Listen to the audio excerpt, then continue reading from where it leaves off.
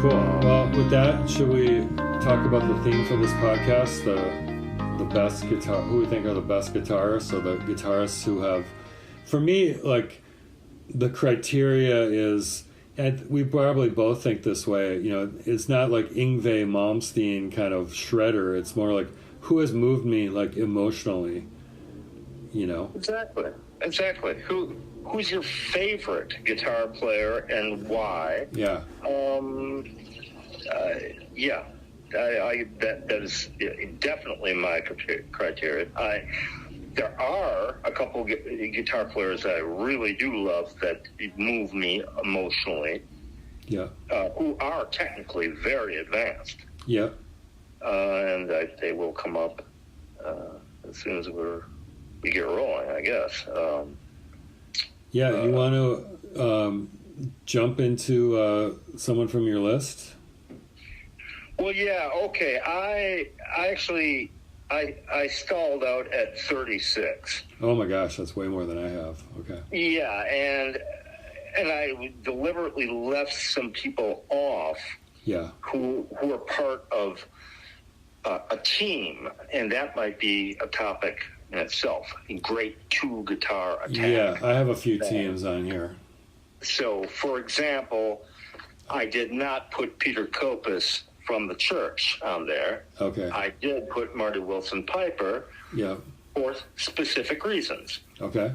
That had to do with his style, which, after all these years, I can finally discern them apart. Yeah. I did not put Bruce Watson from Big Country, who was Stuart Adamson's sparring partner, even though, he's a great guitar player as well. I didn't put Brian Jones from the Stones, even though he was a great guitar player. Yeah. And no matter how the Stones Incorporated have tried to sort of paint him out of the picture or just,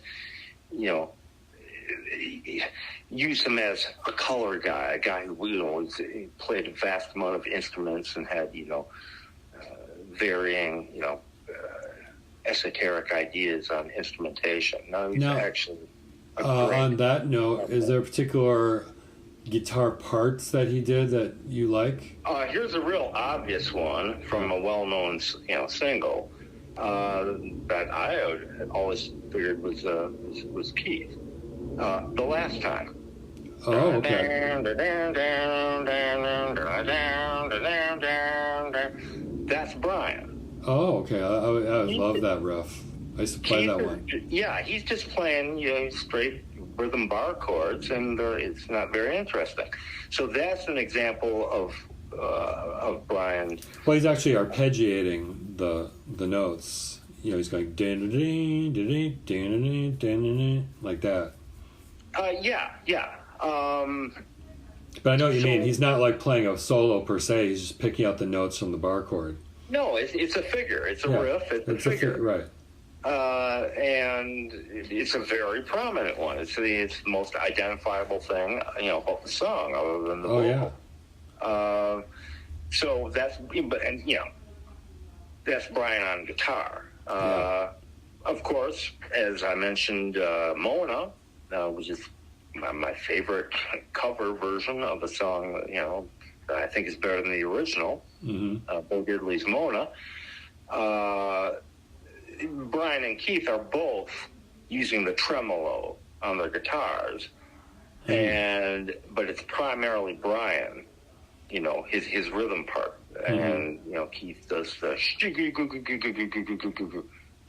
trademark Bo Diddley little slide run thing that he'd do, but it's primarily Brian. And Bo himself said Brian was the only guitar player he ever knew who really got his thing down. And Brian Jones, he didn't mention any of the Yardbird guys, Jeff Beck or Clapton or Jimmy Page. And he said Brian Jones. Interesting. Of course, Ronnie Wood played, recorded and toured with Bo several times. And, he played with the Stones several times. They were buddies, So I did not include some of those, other guitar players. Even Bob Stinson from The Replacements, a very singular and unique guitar player. Yeah. I do have Westerberg on there. Westerberg, to me, is an encyclopedia of American, British rock and roll. Just a great player with great feel, great tone, on a variety of different guitars. His acoustic work is as strong as his electric work. But Bob Stinson is on my long list.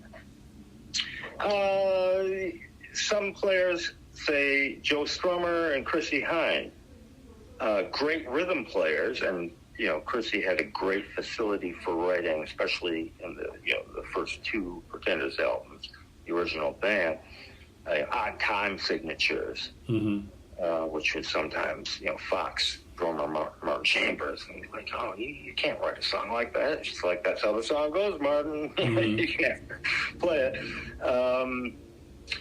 But they were pretty much, they knew their limitations. They're great players, but kind of like Brian Jones, they just held down the rhythm. They didn't really expand into not solos, but figures, riffs that are, identifiable. Yeah. So a lot of people, it's the age-old thing, especially in, rock and roll or rock, and like lead guitar player, rhythm guitar player. That's all nonsense. You don't go down to the music store and say, I want to buy a lead guitar. Right. You're a guitar player. But Chrissie Hynde and Joe Strummer were, two players that very much knew. Well, they just stuck to, the rhythm aspect. Yeah, they knew the rhythm. They anchored the band a lot. It probably helped that they wrote a lot of the songs that they were playing. Oh, of course, and that's their primary strength. Right. Songwriters, singers, or vocalists. Well, Chrissie's a real singer. Joe is more of a vocalist. Right. So yeah, I did whittle down to a top 15 from this 36. Oh, okay. So I don't know how you want to go about this. That's perfect. I have about 15, and then I've got a list of like 10 honorable mentions. Okay, now you are a guitar player, Yeah. By trade. That's what you do, and a songwriter, and multi-instrumentalist. I've had people ask me, even my brother Matt, through the years, like, dude, why have you never learned to play guitar properly? Yeah. And, no, you don't know. So here's what I used to say. I don't know if it holds true or if it's just BS, but it takes some of the knowing. I like the mystery behind the guitar, particularly the electric guitar, particularly loud electric guitars. I don't want to know how to play. Drums are my thing. Drums, and I like to sing too. But that's my thing. I totally get that. I was watching an interview with Stuart Copeland the other day, and he's talking about when he was drumming for the Police, like, he didn't even listen to what Sting was singing about until many years after the Police had finished, because he just hits things and he's just responding to the music, and he wasn't focusing on what the pedals were or what the lyrics were. He just wanted to respond in a rhythmic way to what was going on. Was that the Rick Beato interview? Yeah, do you see that? Yeah, my brother Matt, was watching that. He watches Rick Beato. Yeah, that's a really interesting interview. Yeah. That's partly it. Just to be the mystery. And of course, I always figured, well, I'd end up in a really great band, as a drummer, and harmony, vocalist, and maybe even get my, Ringo song or two in there, and I have been in many bands like that. But there is some truth to that for me, is that the mystery of it still appeals to me. And, I could say that about, the cello, or I could say it about the Highland bagpipes, or the tuba, or any number of instruments, and it would be true as well. But I primarily listen to, Western music that is, guitar-based in some fashion. That's just how I grew up. That's the culture, that I, grew up in and surrounded myself with. And I still love it, I still dig it. Guitars, especially electric guitars. So, where am I going with that? I don't know. I'm going to guess that you're number one guitar player on your list. Yeah. Should I guess, or yeah, should go ahead. I hold back? George Harrison. Yeah. Yep. Yeah, there you go. Well, that wasn't hard. And George Harrison is an interesting guitar player because I saw an interview with him recently where he didn't practice, after, I think probably mostly after the Beatles, he could go for long periods of time where he didn't play guitar. He had other aspects of his life that informed how soulful his guitar playing was. You can hear the Hawaiian influence, the Indian influence. It's almost like the guitar notes are crying when he got into the slide and bending the notes. But kind of one of his trademark, techniques or for lead is that crying. That's right. Very abstract. But what's interesting and kind of unfortunate is he didn't really develop that in the Beatles until until right at the end of the Beatles. It's kind of when that was really, he was starting to develop that sound. And he's technically not a virtuoso, he's not a jammer, but I don't think anyone has ever thought out so clearly beautiful melodic lines, just thinking through what he's going to play and then being able to execute it. That makes sense. I would dispute that, which is not to disrespect George Beatle at all, but there's a guy on my list who you're familiar with, and I've accused you on a couple occasions of sounding like him, and that would be Robert Quine. Mm-hmm. And the reason I mentioned Quine in relation to what you just said about George is that Quine often played with avant-garde artists, and he artists who they were into noise. They were into noise, discordant, sometimes atonal things.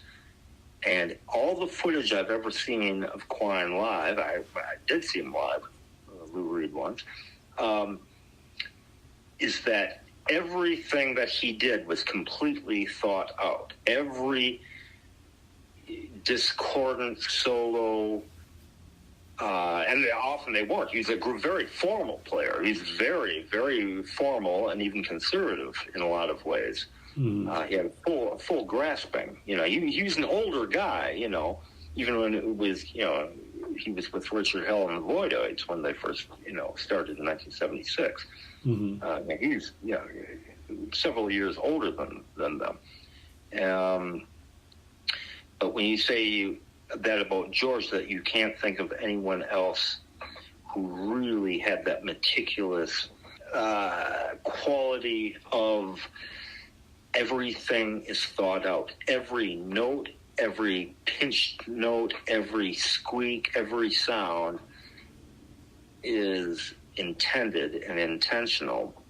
I think Quine, very different player from George, meets that criteria. That's interesting. I never, when I hear him, it sounds like he's improvising. So it's really interesting that it was so carefully thought out. But the other difference is, think about the song catalog, the songs that George was playing on, versus, Quine played on a lot of great songs, but George was playing on, some of the greatest songs of all time. Yeah. Quine was strictly a sideman. Right. And he wanted to be that. I don't know that the guy ever sang a note. Maybe early on with the Void Dogs, some back vocal. Yeah, and George was kind of a sideman. I'm talking about like solos he did on like Lennon and McCartney songs too, where he was more of a sideman. But just the quality of the songwriting was so high, and he played on so many songs that were, just huge hits. Well, even though his name wasn't Lennon or McCartney, his own catalog with the Beatles, never mind his solo work, especially his early solo work, is enough to have him up there with the greatest musicians ever. So he's playing for the song, and I'm talking about the Beatles. Right. He's playing for the song. Well, that's it's almost a cliche to say, somebody so-and-so, a drummer or a bass player, or banjo player, or bagpipe player, whatever, they're in the pocket. They're just playing for the song. That's actually easier said than done. To be working in that area just for a song, and you're not, you're not doing an improv thing, and there isn't even room for an improv thing, to build with very minor instrumentation. I know the Beatles, used a lot of, outside instrumentation, but it's primarily two guitar, bass, and drums. And That's how the songs were formed, generally. So, I'm not comparing Robert Quine's work, as a sideman with a variety, of artists and acts with George Beatle. That would be a silly thing. Yeah, and it's such a subjective exercise. Like and you're probably thinking this way too. It's not like, George Harrison is better than Robert Quine, but you asked me who I have at number one, and I'm just kind of trying to explain why,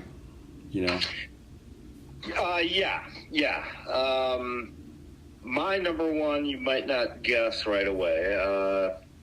For my top 15, Chuck Berry's I've got at number 2. I don't have my top 15 of that original long list of 36 in any specific order. Okay. But Chuck Berry's a pretty big deal. Oh, yeah. And it happens to be a sound, a vibe that I love to this very minute, and his stuff is recorded really well. Like, just the sonics of it sound so fresh. Yeah, they do. It's odd because, at Chess Studios, where his early and most influential work was recorded, Bo Diddley, and I mentioned this earlier with the version of Mona, which I think the Stones bettered, and which is they also recorded at Chess Studio. But so I think some artists, Chuck had some prominence, and they often use, some of the same musicians, Willie Dixon on bass or Lafayette Leak on piano. But I think on Bo Diddley's version of Mona, it must have just been, I don't know, often maybe Bo wanted it to sound like that. The drums sounding way in the background with super reverb. And, your point was the quality of the recording of Chuck Berry's. And yes, for some reason, they sounded and still sound really, really great, really immediate. Yeah, and that reminds me of another great guitarist, which was Cliff Gallup, who played for Gene Vincent in the Blue Caps. That Gene Vincent stuff is recorded really well. I'm less familiar with Gene. I mean, I know his hits and like that. Oddly enough, one of the guys on my long list of guitar players was Billy Zoom from X, who played with Gene Vincent at some point. Okay. Of course, Gene was, had that accident and, messed up his leg, and, he suffered, pain for the rest of his life, and led to, his heavy alcohol use and like that. But Billy Zoom was much older than the other people in X, John Doe and Exene. So when did he actually play? And did he record with Gene Vincent? Or just tour with him? I don't know. But supposedly, and that's the legend goes, is that Billy Zoom played with Gene Vincent at some point. Well, you mentioned this Gene Gallup, so... Cliff Gallup, yeah. It wasn't Gene Gallup. It was, what? Cliff Gallup. Cliff, okay. Yeah. Thanks for the heads up. Yeah. Is he on your list? As one? No, I put it on my honorable mention list as we're talking because I had forgotten it. I almost feel like this discussion is going to elicit another podcast as we think of other guitarists. Yeah. Well, I could just rattle off mine. Yeah, go ahead. From 15 to 1, going backwards. Prince at 15. Okay, and it's not really any order. Prince is known as... I didn't put Hendrix on this list because although the older I get, the more I hear of him, I see the magician that he was and just his complete command of his instrument and tone control and just appreciation of just sonics of noise. Now, Prince has often said, he's the reincarnation of Jimi Hendrix, and he's a cross between James Brown, Jimi Hendrix, and Little Richard. Well, there's truth to that, but I actually really didn't like a lot of his tone on his lead playing. Yeah. It was just what he was able to do. He was able to do everything. Yeah. And anything. And his rhythm playing, forget about it. His clean, rhythm playing. He's just a wonderful musician all around. So he's like an encyclopedia. As I described Paul Westerberg's guitar playing, as an encyclopedia. Yeah, I wonder, I always loved the 12-string of 16 Blue. I wonder if that was Paul playing that. Yeah, I'm pretty sure that's Paul. Yeah. Because, live, they never, even when Bob was still in the band, they didn't use it. So, yeah, that's probably Paul. I've got Lou Reed on there. And he's just a fun guitar player. His rhythm playing he's an outstanding rhythm player. Rhythm player par excellence, and his influence on Luna, and that he invented basically a whole new genre of rock music with that rhythm-based playing, I think. But he as a lead player too, and Lou loved to solo. Oh, interesting. I loved the way he soloed. He'd find notes like 1, 2, 3 notes here and there. He just played just right in the pocket. Melody. It was almost like kindergarten. It was like a nursery rhyme. Mm-hmm. Just played little melodies, really loud and really heavily distorted, but just play the notes that he liked. Mm-hmm. So I love him as a rhythm player, and as a lead player. And I don't even want to think about the whole avant-garde experimental aspect. Yes, he did that. And yes, yesterday I did my Tai Chi exercise to Metal Machine music, as I frequently do. I actually like the record. Okay, so sue me. I do too. But he's a fun player. I've got Neil Young on there. He plays like his life depends on it. It's just... Yeah, he just plays like a hurricane's coming. Yeah, it's just... a guy I used to play with, Marty Dodge, once, and he was technically a very, very good guitar player, my buddy.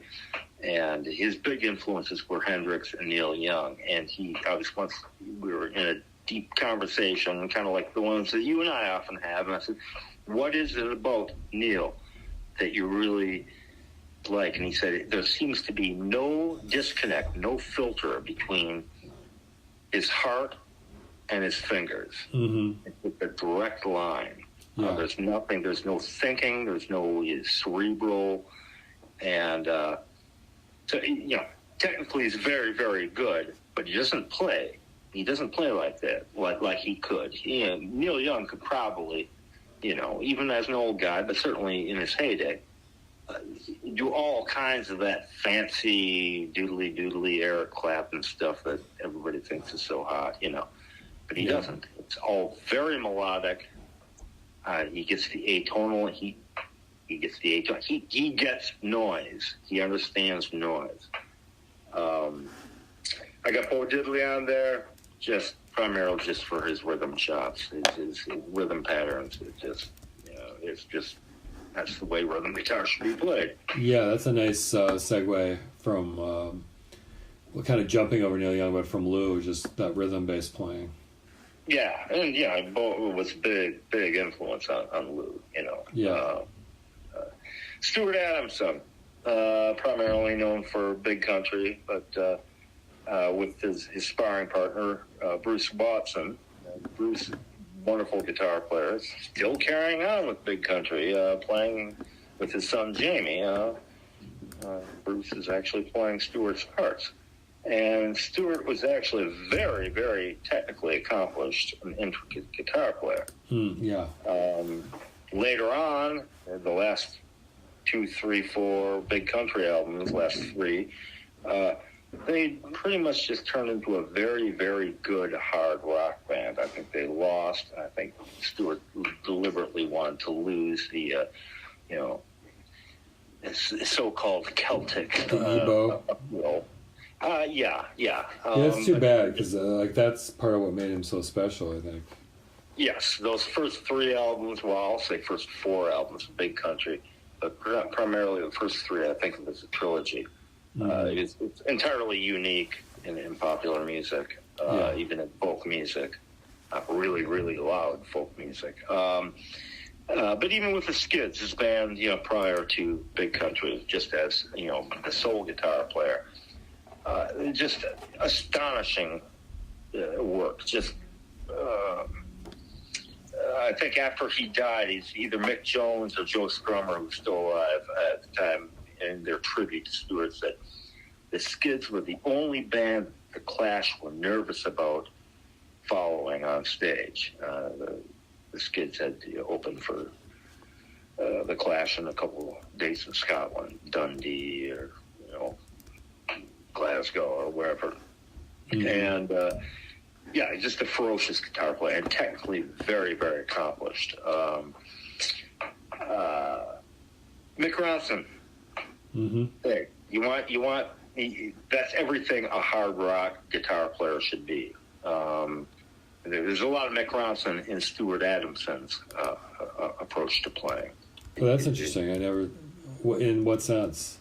A big chordal, his distortion, his control of distortion on rhythm, and his tones, his lead tones, both had this very, even though Stuart Adamson didn't use Gibsons a lot, early on he used Yamaha Koppes, and Strats for different flavors, different songs. Mm-hmm. But it's a very fat, thick sound that Mick Ronson had. Mm-hmm. That I think Stuart Adamson, and it made him distinct from Stuart Adamson, distinct from Bruce Watson. Bruce Watson actually sounded kind of like he was heavily influenced by The Edge, who were just starting with U2 at the time. Right.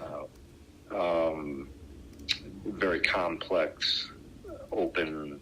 Well, I'm not a proper guitar player, so it's hard for me to use language that is accurate and informative. But Mick Ronson, yeah, that's the way hard rock should be played. Very melodic, very lyrical. Yeah. His lead playing. He could go off and do those extended jam, blues-based jam things, which I don't like so much. He did them a lot. And he sounded like Jeff Beck or something, when he did them. Like on Bowie's The Man Who Sold the World album, the Width of the Circle, it has a big extended guitar thing. And to me, it's just... I don't know. The song. That was, Tony Visconti on bass, and that's before, the Spiders properly, before Trevor Bolger joined. And, there's no, you might want to edit this part out because I'm kind of fumbling here, but it's kind of early on with the Spiders. It's the first album with the Spiders from Mars, and it's like, okay, I'm going to show off my hot 1969 blues-based riffs, and okay, he can do that as well as Jeff Beck or Clapton or Jimmy Page. That's not what he's known for when they really started buckling down with, the proper Spiders from Mars. Those first three albums, Hunky Dory, Ziggy Stardust, and Aladdin Sane, every solo, every rhythm lick means something. It's not just dumb hard rock. It's a very melodic guitar player and very controlled. And he's wonderful with Ian Hunter too. I saw him live with Ian twice, and that's what you want from loud, heavy rock and roll. Ron Wood, forget about it. I was a huge fan before he joined the Stones. When he was actually joining the Stones in 75, I was probably 13 years old, and I was, hit to the Faces and Rod Stewart's first solo albums. I was buying those records with my paper route money. So when he joined the Stones, I think he actually lost something. It's like either Keith or maybe just intuition told him, lose some of the tone that I had with the Faces. And maybe that has to do with he was the only guitar player in the Faces. He was only working with Ian McLaughlin's keyboards, whereas with the Stones, you're working with another guitar player, and that guitar player happens to be Keith Richards, who's kind of a big presence, Yeah. So, Ronnie, I just love him. Paul Westerberg, I got on there. I think I've mentioned he's just an encyclopedia of the way I like rock and roll to be played on guitar. Yeah, and I have to say, just with Ronnie Wood, I know I get your point about his style change, but I think it changed because he's such a team player. Just his interplay with Keith, I just enjoy listening to so much. The guitar and left and right channel kind of thing. Yeah, certainly. And much has been made about that, certainly by Keith and Woody themselves, about the weaving, the ancient art of weaving.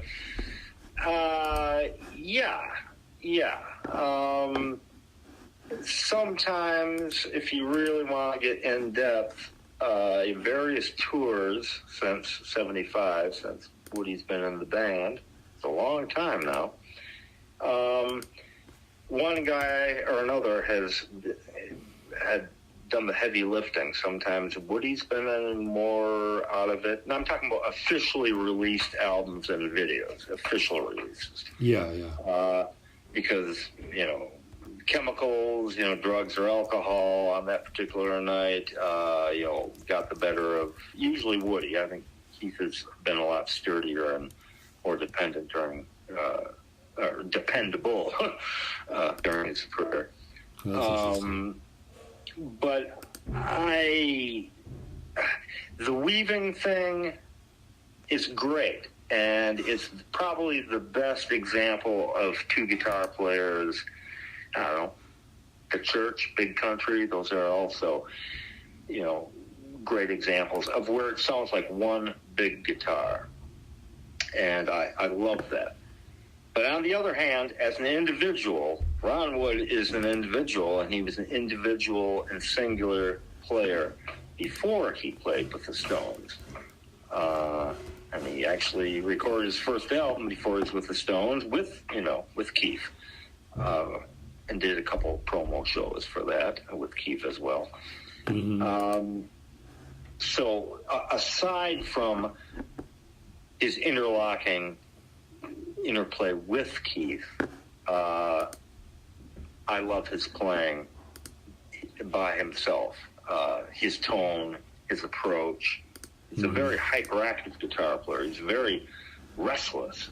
His lead playing. He doesn't do like Mick Taylor.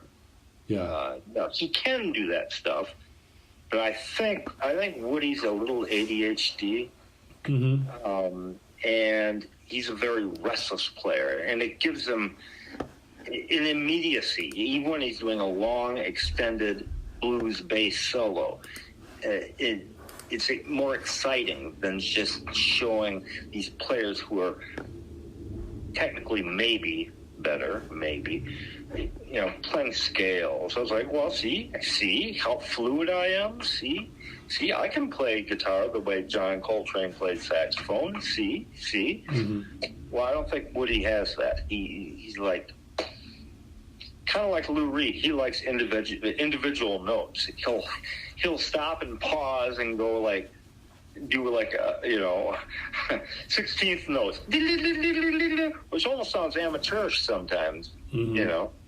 On a lead, especially compared to his predecessor, Mick Taylor, who was very fluid and very, very smooth player. I think there must be like a part that it's almost deceptive because he's got like such an easygoing, like, I just want to be the life of the party, but all those Stone songs, I'm sure there's a lot of pressure on him from Mick and Keith, like he better like play it the way they wanted to play it. He must have a certain amount of discipline behind the scenes that we don't see. Oh, I think that's very, very true. I think that's very true. Yes, and that really would have to factor in.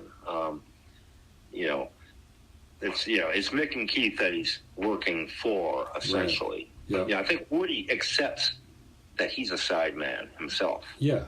After all these years. And he was born to be a Rolling Stone and looks like one and all that stuff, all those cliches. And one thing I've noticed, see if you agree, it's like the older Keith gets, he's quite content to just kind of kick back in the back and just kind of hold down the fort, and he lets Woody, take solos and kind of shine almost more than himself in a way. Oh, yes. I agree very much. And I think... like Keith is in the back running the engine. I think, Keith has said very recently, like, in the last few months, that's the new album stuff, that he's got arthritis pretty bad. Oh, he does? Okay, so that may be part of it. And he says it's actually, he says it doesn't hurt. He says he's lucky. It doesn't hurt, but it affects the way he's played. So even playing standard riffs that he's played, thousands of times, he has to... He has to adjust to his physical limitations. Relearn and adjust how to play, Jumpin' Jack Flash, Start Me Up, those war horses. Yeah. And Keith has been falling into just this blues groove thing, doing licks, in between. Yeah. And, he still solos, and he can rip one off pretty well. Sometimes. Like on the first song on the new album, Angry, that first lead is Keith, and it's great. It's classic. Yeah. And I know it's Keith because I know what Keith sounds like. After all these decades, I can tell Keith from Woody. But not a lot of people can, and that's no big deal if they can't, because that's what they're going for, is this big, one big guitar, the weaving thing, interlocking thing. Yeah. And it's a brilliant magical thing. Oh, yeah. But just as an individual player, Ron Wood is still a great player. Just listen to him with the Faces and those first 4 Rod Stewart solo albums. His own solo albums. Playing. Say it again. His own Ron Wood solo albums. Oh yeah. The first 2. The first one was with Keith. Second one, Keith was a little bit on. Played on 2 songs, but it was Bobby Womack was his guitar foil. Well, okay, enough about Woody. Let me just clear this up. Richard Thompson. Oh, yeah. No, he's one of these guys. He can wear a lot of hats. He can be in the avant-garde. He can be in the folk scene. He can be in the heavy guitar god, Jimmy Page, Jeff Beck scene. He can do that Lou Reed rhythm thing. Well, he's a great rhythm player too. Yeah. And his acoustic playing. Oh, yeah, I once played with a guy who was a big fan of Thompson's, and he said he plays like he has extra fingers. He was talking about his acoustic playing. Mm-hmm. He doesn't play the chords and the notes that other people do either. Yeah, and it's amazing is that he can do this stuff live. And he's a road warrior. He plays a whole lot live all year round. I think he's been on a hiatus recently. I think there's illness in his family, or maybe he's ill. He's kind of a freak. And I don't know if you read his autobiography. The one about his early years? Yeah. I've got it. I haven't read it yet. Yeah, he's not. It wasn't a teetotaler. I think maybe he is now. And that's maybe part of his. He's a Sufi Muslim and has been for most of his adult life. But Sufis, I think they're known to have a drink of wine every now and then, and. So the guy is very meticulous as a musician, very technical. I don't think he's been addled through the years by, bad habits and stuff like that. That's the reason I mentioned.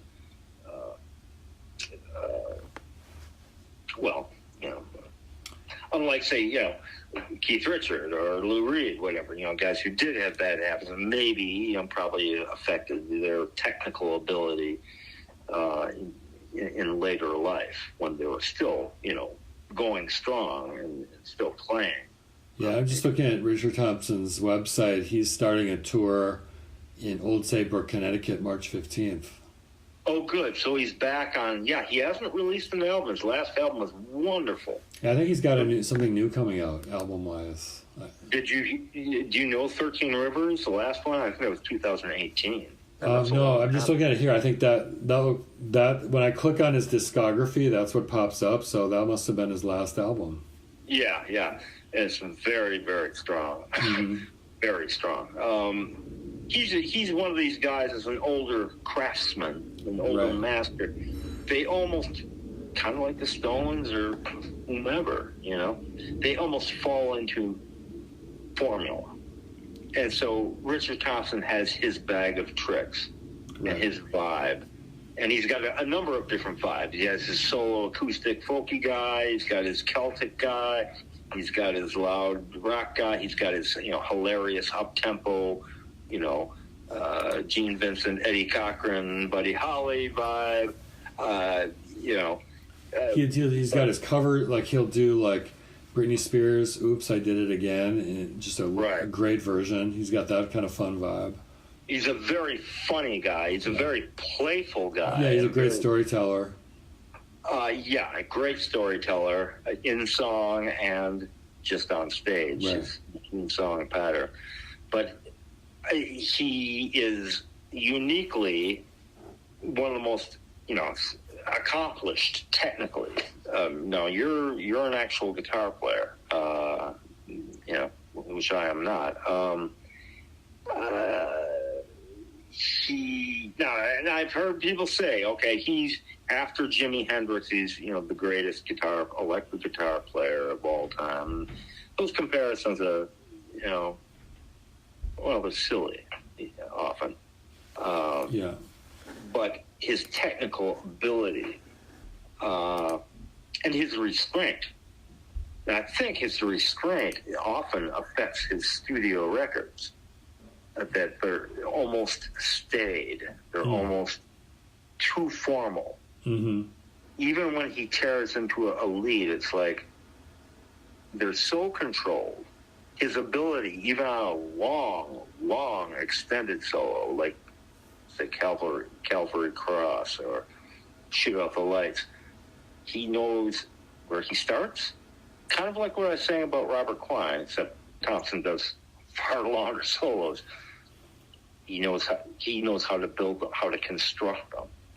Mm-hmm. And it's almost like the guy is so controlled and so in control of his abilities, and being a teetotaler, or not a guy who gets out of his head, alcohol or reefer or other drugs. It's almost how do I put this? It's almost too controlled. Mm-hmm. Even though what's coming to music is just ferocious. Yeah. What he's doing. Yeah, no, I can see that. There's something controlled about him. This doesn't detract. What is he primarily? Is he primarily known as a songwriter? As a singer, I think he's wonderful. He denigrates his own voice. My 2.5 note range. It's a very, very singular voice, very unique, physical voice, or as a musician, as a guitar player. As a songwriter, I say he's as good as Bob Dylan. There, I said it. Yes, he is. He is as good a storyteller as Bruce Springsteen. Mm-hmm. There, I said it. He's got something that those guys don't have, even though they're both great guitar players in their own way, is the way he plays guitar. And nobody can do that. Right. Nobody. You know Thompson's sound, his approach, his tone, kind of like Robert Quine from the first couple bars. Absolutely. So I can see maybe a lot. I've always wondered where a lot of guys, people I've known who are like into,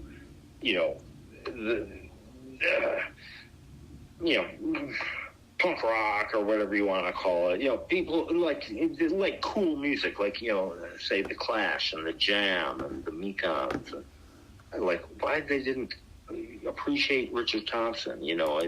This great, working class hero, British,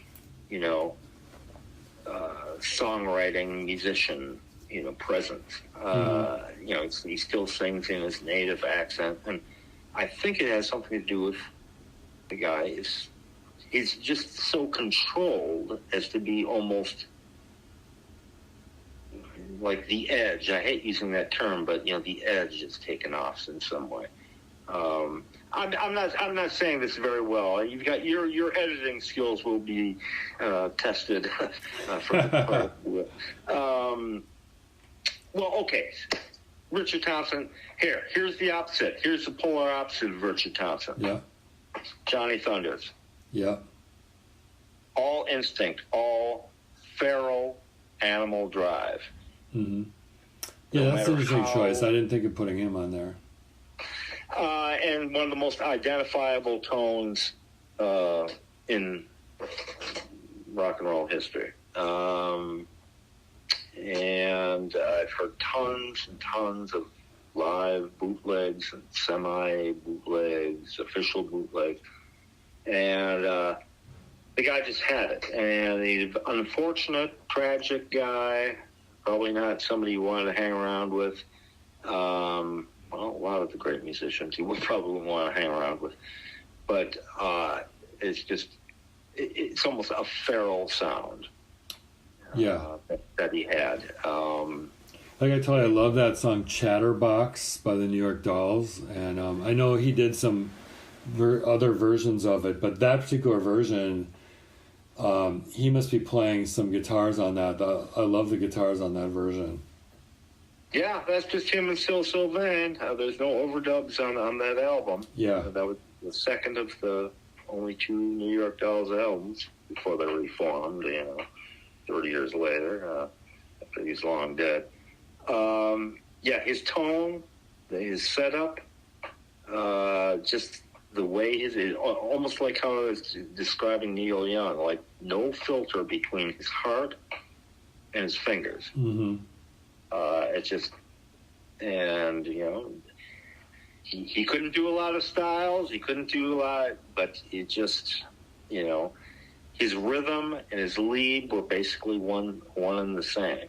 Mm-hmm. His lead playing, his solo playing sounded like his rhythm playing, and his rhythm playing, it's the way he formed his chords, I suspect he's one of these guys who, after a certain point in his life, probably with the Dolls, in the early 70s, just like said, that's it. This is all I need to know. I don't need to learn anymore. Yeah. I'll just play these patterns, these chord configurations, and I'll just do my thing. And he died when he was 38, and so he didn't really have the opportunity to, learn more, but or expand. Well, okay. I got my man Mick Jones from The Clash, from Big Audio Dynamite, Carbon Silicone. Mm-hmm. And he's a songwriter, he's an arranger, he's a producer, he's the architect behind The Clash. He kind of like Paul Westerberg, he's an encyclopedia of music. Mm-hmm. Very distinct. He's used a lot of effects in his time in his various bands, effects pedals, but very identifiable sound, and he just gets it. He gets popular music. Mm-hmm. Keith Richards. We really need to talk about Keith and what he's brought to the culture musically. Kind of the guy in the modern sense. Mm-hmm. Started it all, Chuck Berry, certainly.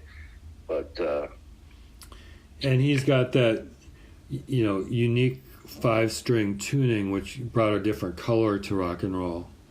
Yeah. I think he learned that from other guitar players, from country players, the Nashville stringing, the Bakersfield stringing. Those are, two, Yeah, there was someone in particular taught him that 5-string thing. I forget who it was. It might have been like a backstage kind of thing, but... Ry Cooder. Ry Cooder, okay, thank you. And so, riffs like Start Me Up, sound the way they do because of that particular tuning. Yeah. And if you've ever played in a band, which I have, just a straight bar band, just doing straight covers like that. It's like, okay, we'll play Stone Song. Okay, we'll do Jumpin' Jack Flash. And they're playing just, straight bar chords. It doesn't sound right. Yeah, it doesn't have the right color to it. Right, exactly. And then maybe that's good enough for, the drunks at closing time. They just want to rock out, and that's fine. But the Stones, I think Jagger said in 66 or something, he said, it's a noise we make. You could be kind and call it music. Well, that was the noise aspect was a big deal with the Stones, early on and even later, was especially their guitar introductions and whatnot, just the noise behind them. Think of Satisfaction.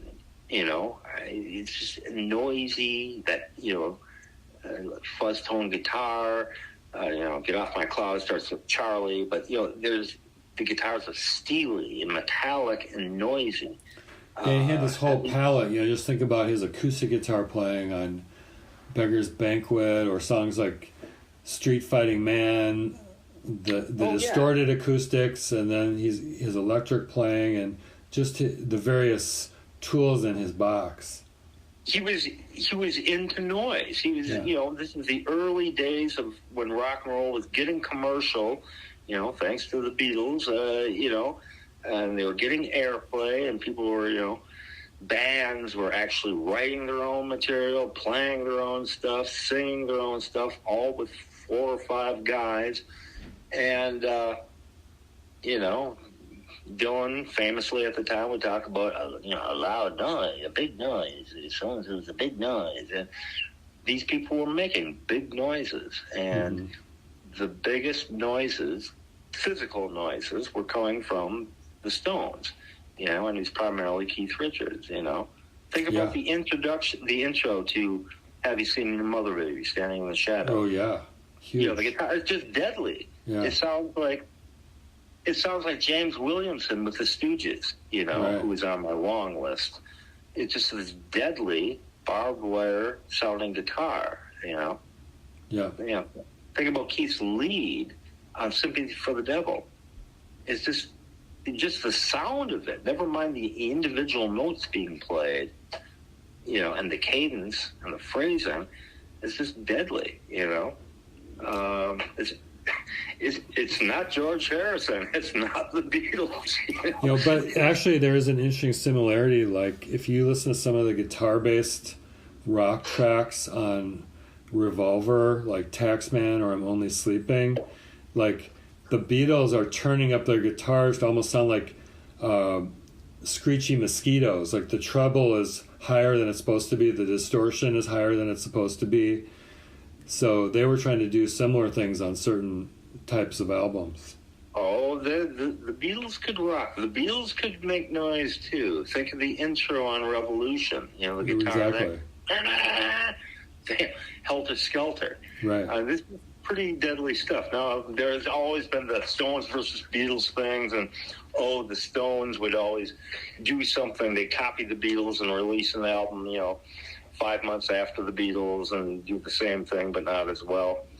Well, they're buddies, both of the bands. They're buddies. It was friendly competition, but they were both learning from each other. That's right. Period. No matter what Keith says, or no matter what, they were learning from each other. They were friends. They were singing on each other's sessions. They were turning each other on. Yeah. They were turning each other on. Wow. Check out. Have you listened? Have you heard the new Stones? Wow. Have you heard the new Beatles? Wow. They were turning each other on, All kinds of bands, thousands and thousands of artists and acts. This is a prime time for popular music, It's in its infancy. Okay. Enough about Keith. Enough about him. I got Robert Quine. I think I don't know how much we recorded when we talking about him. It's it'd be good to point out like which albums he played on are your favorite. Listen to a track from 1982 from Lou Reed's. He only did 2 albums with Lou. The Blue Mask, and the more subdued follow-up the next year, Legendary Hearts. Listen to a song, Waves of Fear. Oh, yeah. And it's not just the lead in it. It's Quine's entire guitar figure. Mm-hmm. It almost sounds like George Harrison. It's this crying sound during the verses. And then when he does the lead, it still chokes me up. I mean, the song's essentially about having a panic attack, So it's not a nice song. Yeah. But the humanity behind it almost brings tears to my eyes, and the noise and what he's doing with his guitar during the lead is it sounds like a cry for help, an actual, literal human voice crying for some sort of help. Or he's doing like what all the best guitarists and musicians do, which is bringing to life, what the singer's singing about. But it's more visceral in the case of Quine. It's more, I'm going to cut through it. Robert Quine could play all that stuff that all those Yardbird guys did. Yeah. He learned from those guys.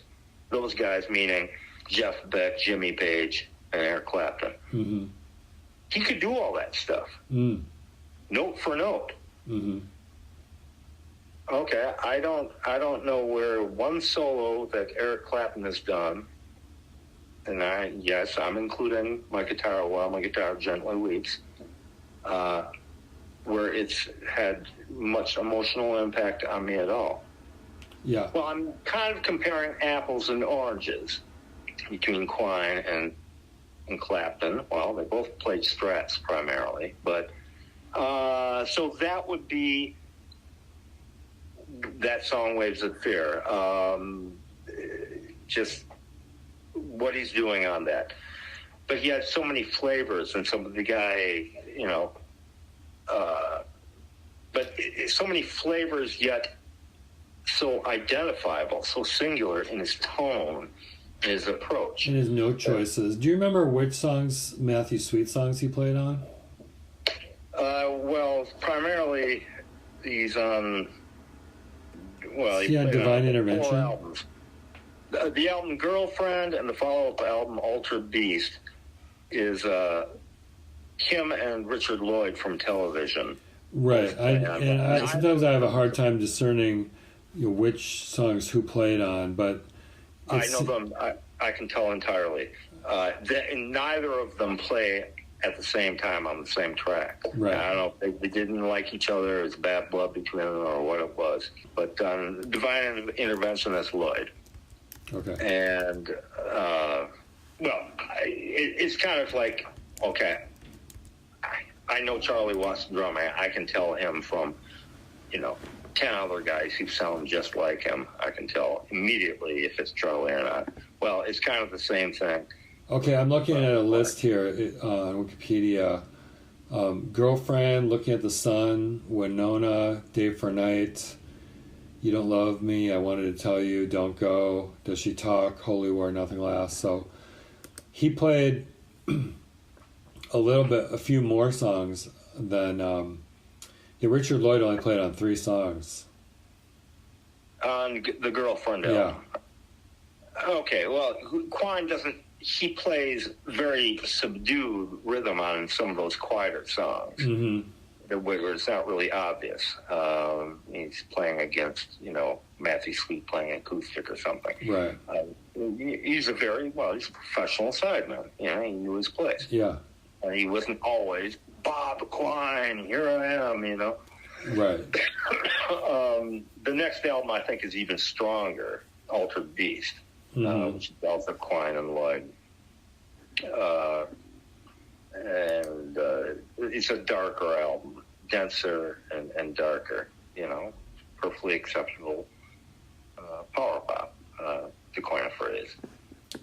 The only reason I really know him is because of Quine and to a lesser extent Lloyd. Although that Girlfriend album is a pretty strong album, I think. I think Altered Beast is a stronger album. But, okay, well, I'll just get this done with. Okay, Chuck Berry, my number one, you're never going to guess. You got a list you want to do, or should I just spew out my number one? Yeah, go for it. Okay. So somebody who encompasses pretty much everything of those 14 other players on my list. And it's Bill Carter from the Screaming Blue Messiahs. Oh, yeah, sure. And it's pretty much, I think he does everything that all those other guys, Chuck Berry, Robert Quine, Keith Richards, Mick Jones, Johnny Thunders, Richard Thompson, Paul Westerberg, Ron Wood, Mick Ronson, Stuart Adamson, Bo Diddley, Neil Young, Lou Reed, and Prince. With the possible exception of Prince, everything that all those other guys did, Bill Carter did. Incorporated into his guitar playing. Except that, no, he couldn't do the Prince thing because he never played a single note lead in his brief career. Mm-hmm.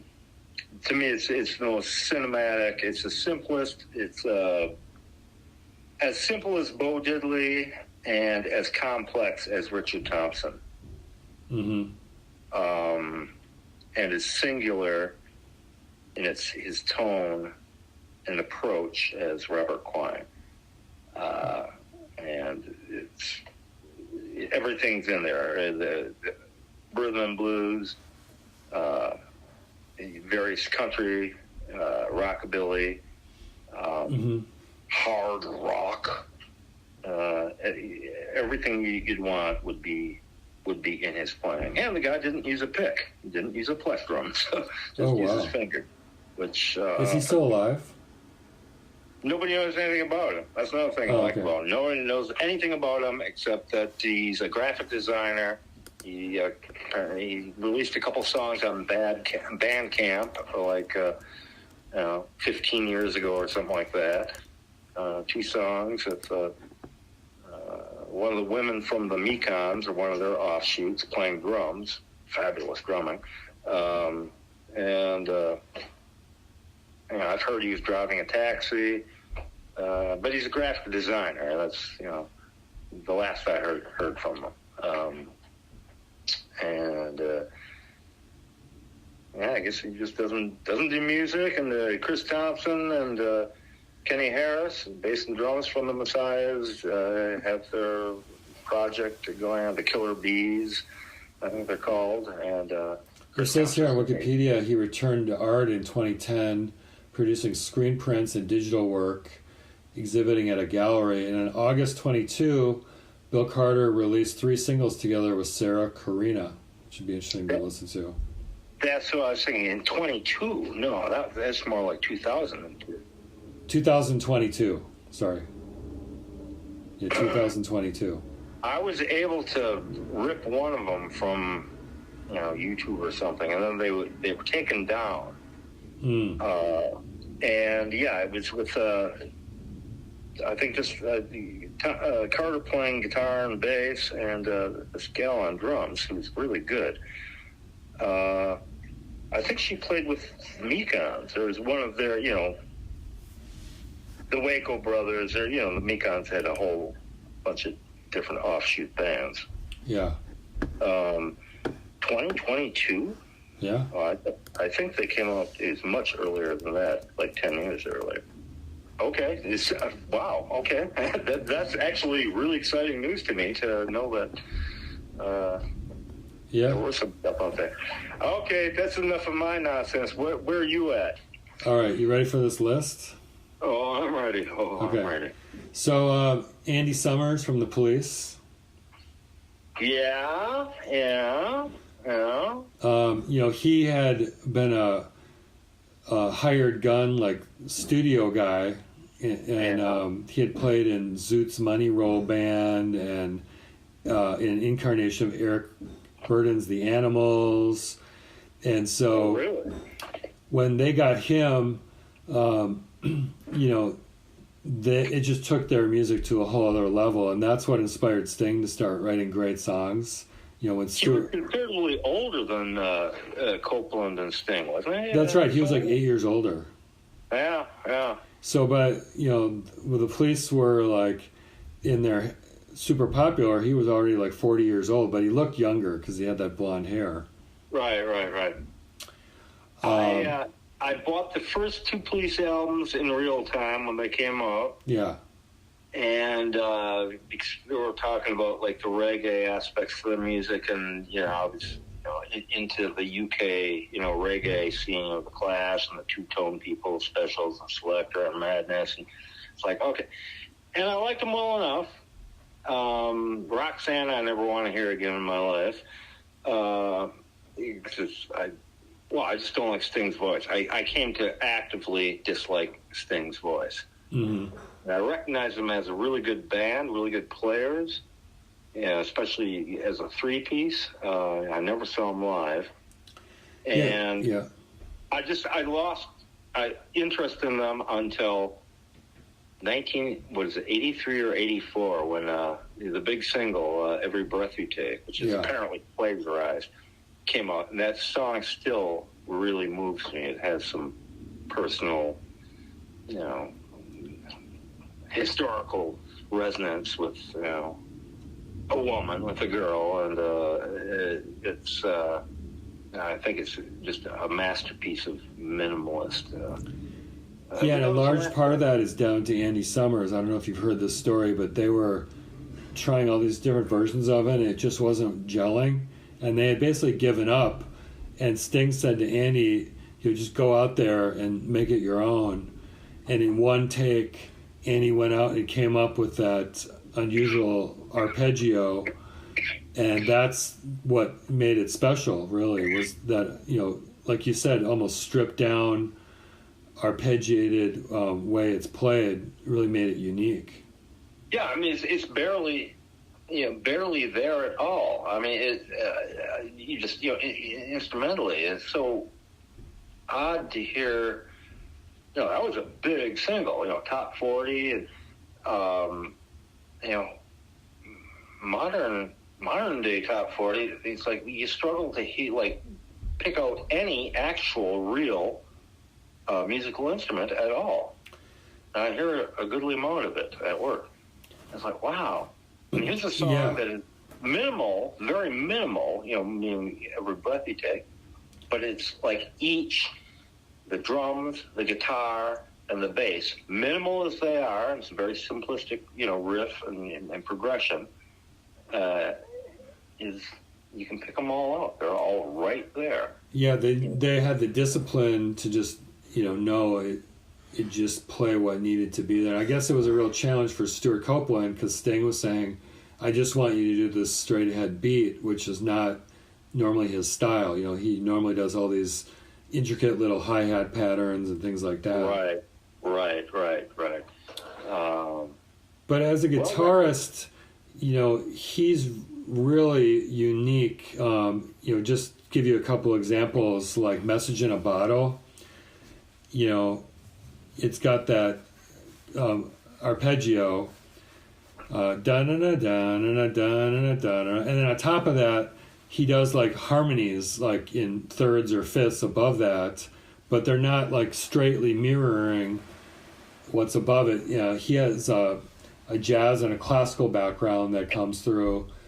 So just really interesting musical choices because of his background that no other person, playing in post-punk or indie had. He was just so further trained in different musical genres.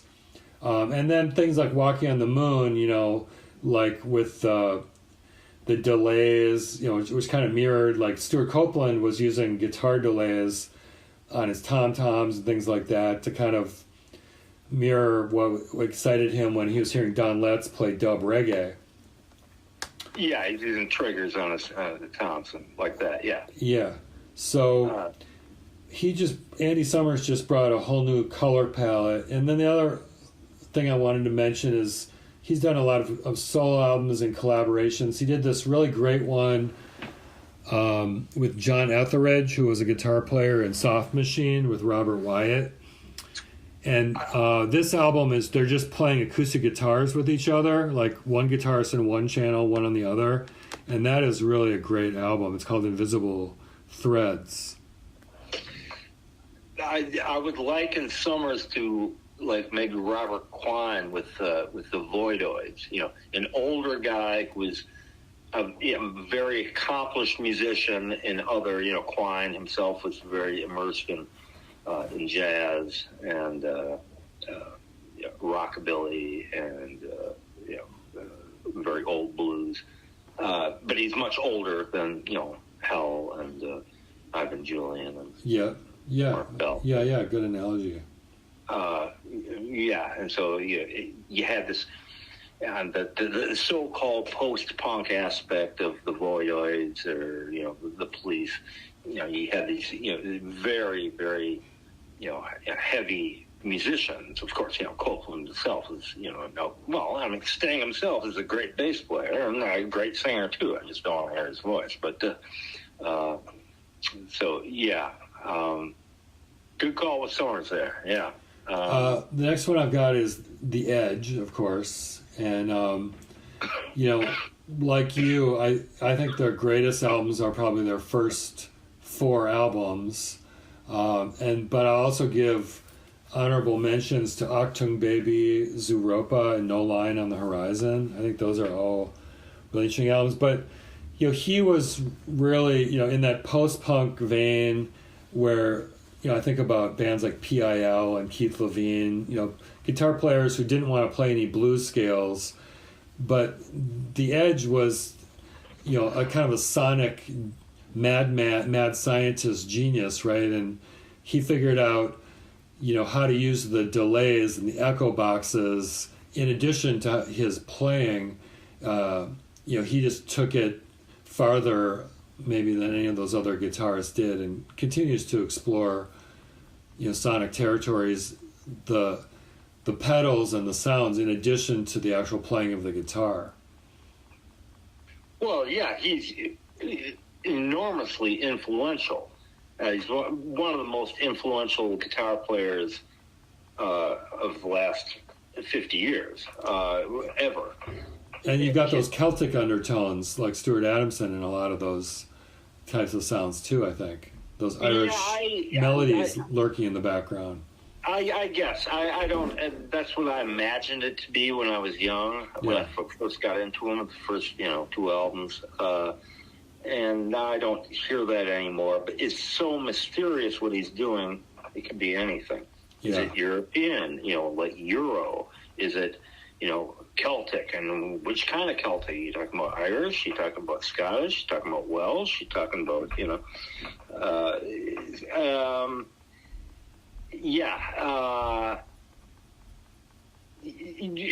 enormously influential, and I didn't even realize that he was coming from that tradition of the post-punk and even, Wire, the band Wire, they were in the first, punk movement. But their sound, they kind of predated the post-punk sound. But bands like Magazine with, Howard Devoto. And, exactly. Edge was, coming from that, and I didn't realize until I heard those bands' lyrics. I wasn't listening to a lot of those bands at the time. Mm-hmm. I was more into, bright, major chord anthems, And Edge's family, speaking of Celtic influence, was Welsh. And, right. And then he grew up in Dublin, so, he had kind of different influences there, which is kind of interesting. Sure, yeah. Adam's actually, English. Right. Only Bono and Larry, the only true native, Irish guys in the U2. It probably accounts for Edge's, that pure, beautiful, vocal tone he has. The Welsh are known for. Beautiful voice. It still sounds really strong. Yeah. I'm guessing that he never really smoked cigarettes or, drank much or did anything. Well, all those guys except for Adam, I think, are not teetotalers, but pretty clean living. Edge is great. He's great. I don't know if he has new tricks in him. I don't know if Keith Richards has any new tricks in him.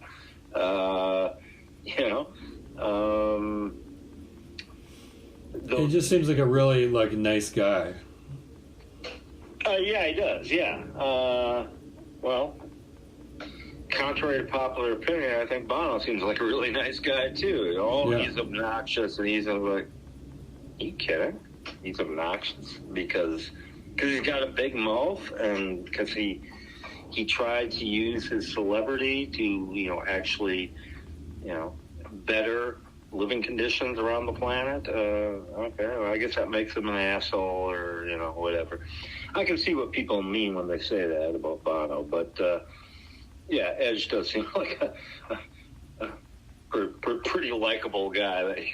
Maybe even boring likable, But he fulfills that role so many guitarists like Pete Townsend and The Who. You've got basically one guy in addition to the bass and drums who has to make all the music and create almost this symphonic wall of sound, and the Edge really has managed to do that in a beautiful way. Don't be, you're not, but don't be fooled. There's a whole arsenal of effects and triggers and all kinds of, that goes into, the triggers, keyboard trigger, everything. He's got. Absolutely. It's a massive arsenal that the Edge uses. So actually, when he, plays just straight acoustic, guitar, to me, it's not that impressive. It's not like Yeah, well, that's not. I mean, he's playing on seconds or whatever. It's more his electric guitar playing. But the other thing we can mention is he's also a keyboard player, and on stage he has to switch quickly between like playing like the notes on October, for example, which is so hauntingly beautiful, and then within a split second he's got to switch over to his guitar parts, and a lot of guitarists don't do keyboard and guitar. Yeah, I mean, well, sure. I mean, October's, but New Year's Day.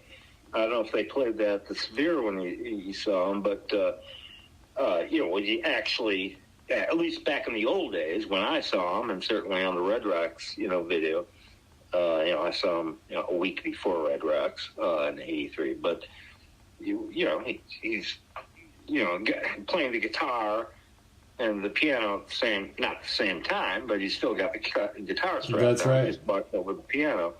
And it's a very minimal style, at least back then, of piano he's playing. It's no doubt. Purely for effect. But a lot of times it's like it's a signature riff, like in New Year's Day. Even though it's just individual notes, it's really cool, and he's still got to switch between. He can only do one thing at a time. Oh, yeah. But it works. Oh, yeah.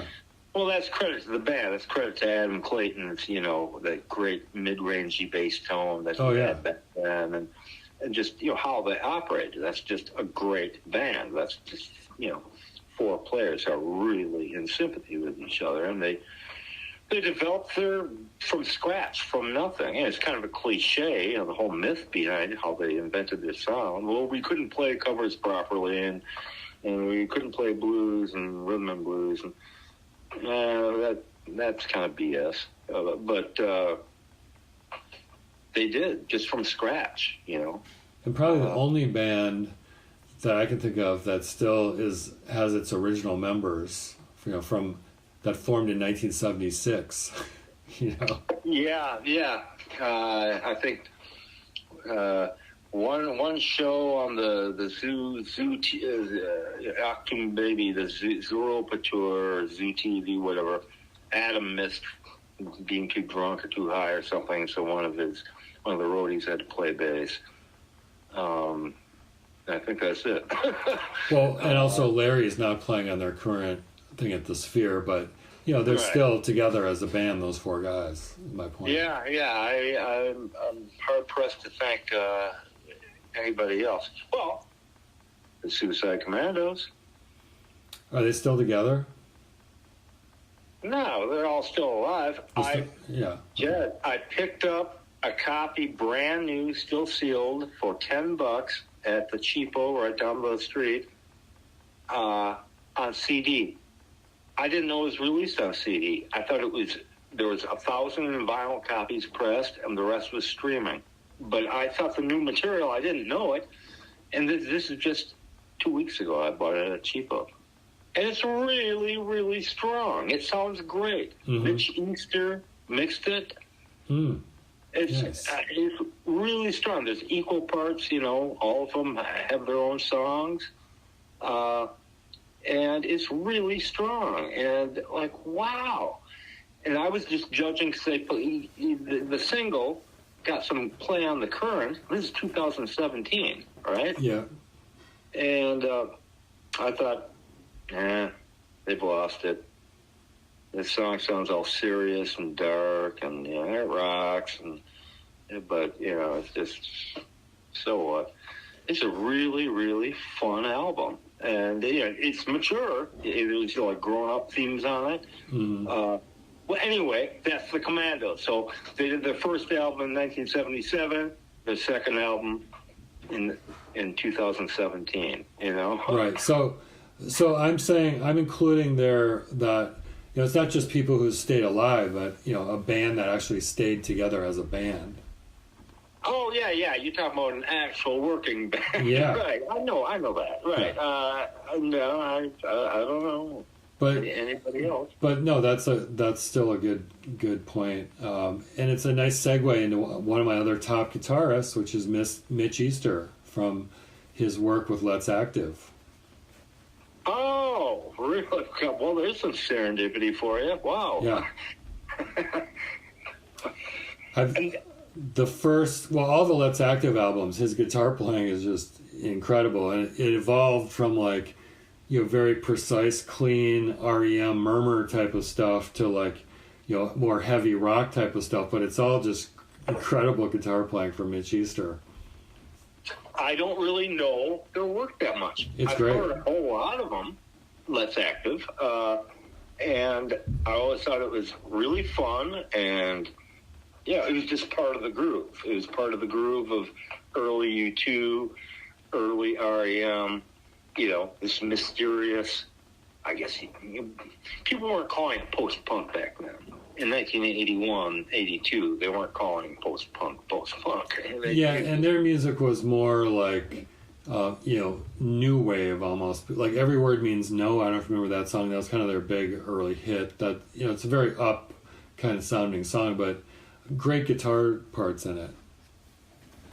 Another one of my many blind spots with music that I was, I grew up with. Yeah. That just a band that, we've talked about this before. Okay, nice. I will check out. Go down a rabbit hole with Mitch Easter and Let's Active on YouTube.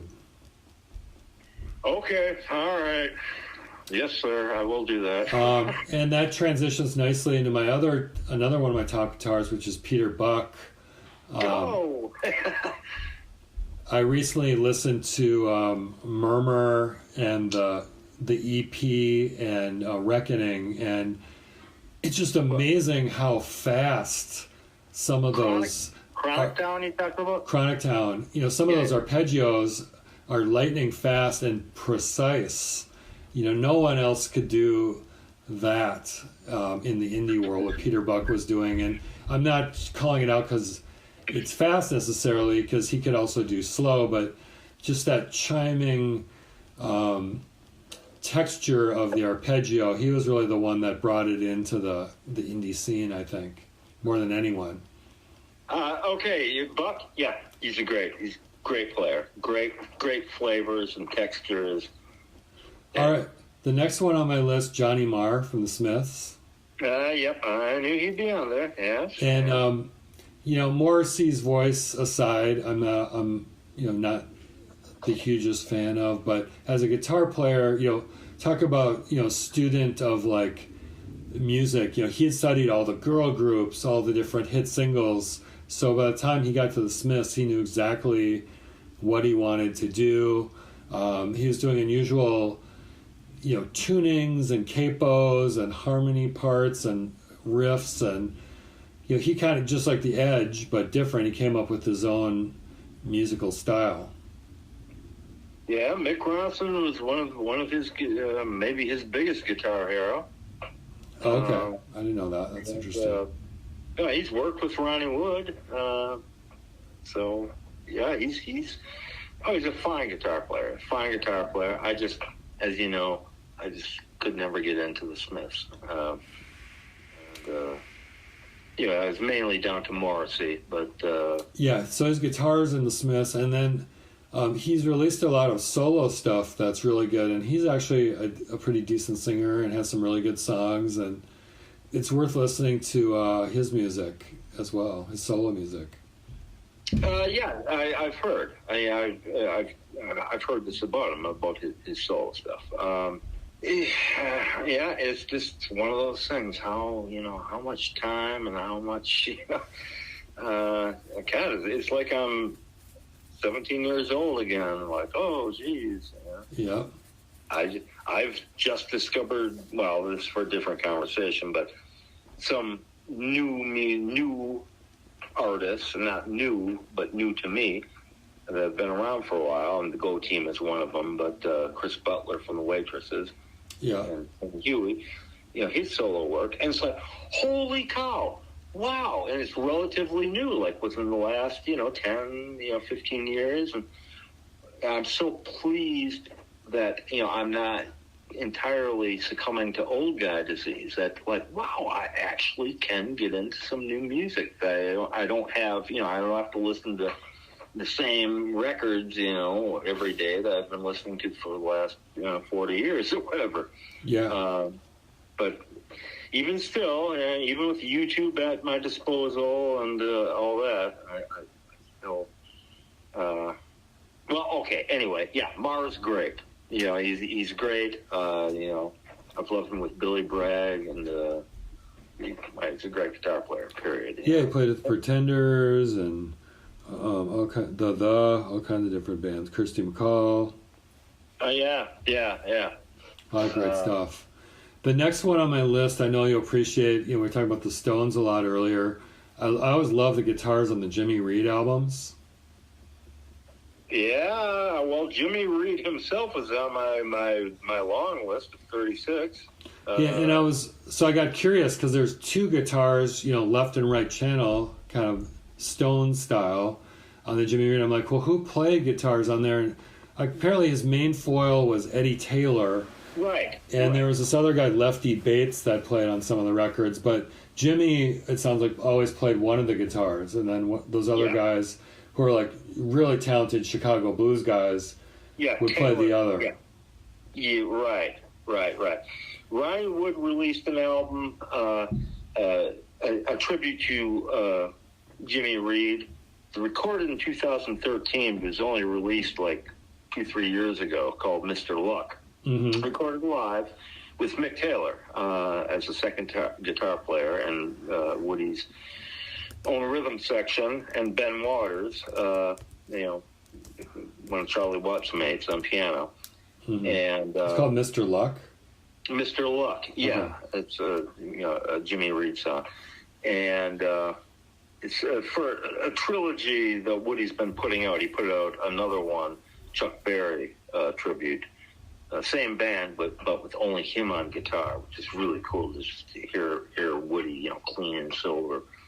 Yeah, I'm gonna have to listen to that. They're both wonderful albums, and Woody's actually singing better than he's ever sung, because he doesn't smoke anymore, he doesn't drink, he's sober, he's had the lung transplant or whatever, but in the Jimmy Reed tribute album, in the liner notes, he talks about, the two Taylors, Mick Taylor and Jimmy Reed's, guitar foil. Eddie Taylor. Okay. Yeah, Eddie Taylor.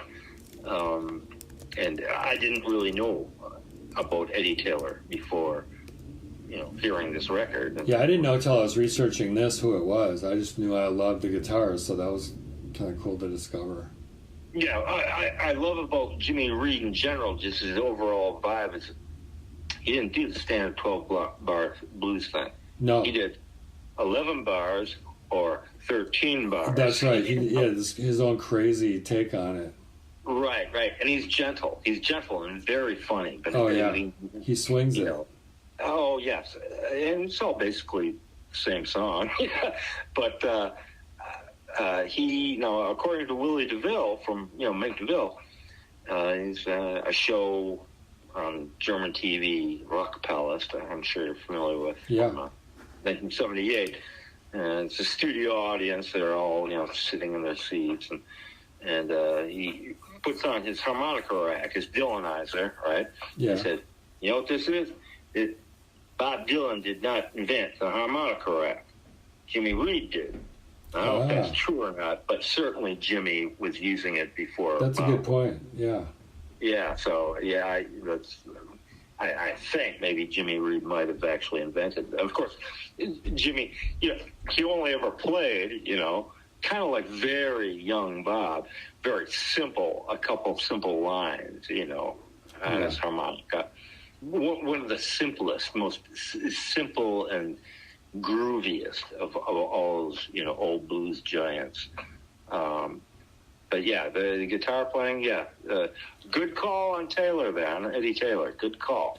Nice. Yeah, I mean, to me, as a guitarist, I don't know how you feel. There's few things more sonically satisfying than just in great guitar bands, one guitar in the left channel, one in the right, just playing off each other, simpatico. Oh, I love it, Jed. Yes. Of course, it doesn't often come off that way on modern, on, say, post-'60s, late 60s albums where it's overdubbing and like that. Right. And, there'll be, even, doubling up on guitars or, just overdubbing whatever they want to do. Right. But you're talking about Jimmy Reed records, yeah. And that definitely, that style, definitely influenced the Stones, I think, in having Woody in one channel and Keith in the other, right?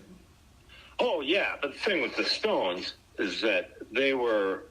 Richards is a great, very extensive interview with Guitar Player magazine, and after his second Winos album came out in '92, where he's talking about, the Stones, there's never just two guitars. There's never just three. There's usually 5, 6 guitars going on. Sure.